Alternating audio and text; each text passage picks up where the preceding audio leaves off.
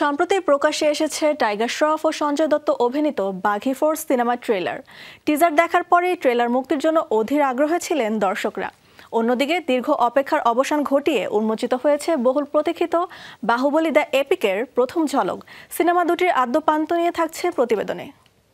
বাঘি 4 এর কয়েক সেকেন্ডের টিজারে ধারণা করা হয়েছে সিনেমাটিতে দেখা যাবে ভরপুর অ্যাকশন। তবে ট্রেলার যে এতটা মারাত্মক আর ভয় জাগরণ হতে পারে তা হয়তো কেউই ভাবতে পারেনি।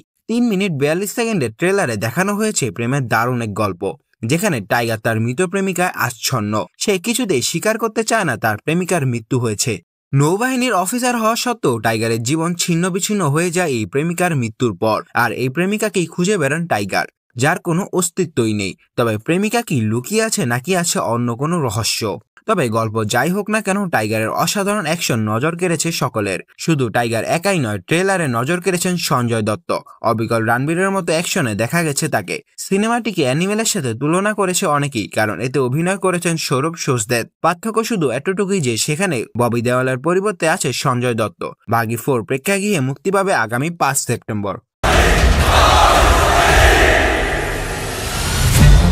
অন্যদিকে ভারতীয় সিনেমায় নতুন এক অধ্যায়ের নাম বাহুবলী। 2015 সালে মুক্তি পাওয়া বাহুবলী দ্য বিগিনিং এবং 2017 সালে মুক্তি পাওয়া বাহুবলী দ্য কনক্লুশন ঝড় তুলেছিল পুরো দেশ জুড়ে, এমনকি আন্তর্জাতিক অঙ্গনেও। এরপর থেকে চলছিল গুঞ্জন, সিনেমাটির আসবে কি তৃতীয় কিস্তি। ভক্তদের সে অপেক্ষার অবসান ঘটিয়ে নির্মাতা আনুষ্ঠানিকভাবে প্রকাশ করেছে বাহুবলী দ্য এপিকের নতুন ঝলক। সম্প্রতি প্রকাশিত সেই অফিসিয়াল ফার্স্ট লুকে আবারও দেখা মিলেছে মহাসমাধি সাম্রাজ্যের গৌরব, যুদ্ধের মহিমা ও রাজকীয় দৃশ্যাবলী।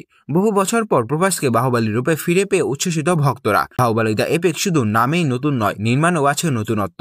এই কিস্তির দৈর্ঘ্য হতে চলেছে 5 ঘন্টা 27 মিনিট, যা এক কথায় ভারতের ইতিহাসে সবচেয়ে দীর্ঘতম সিনেমা। জানা গেছে 2025 সালে 31 অক্টোবর বড় পর্দায় মুক্তি পাবে বাহুবলী দ্য এপিক।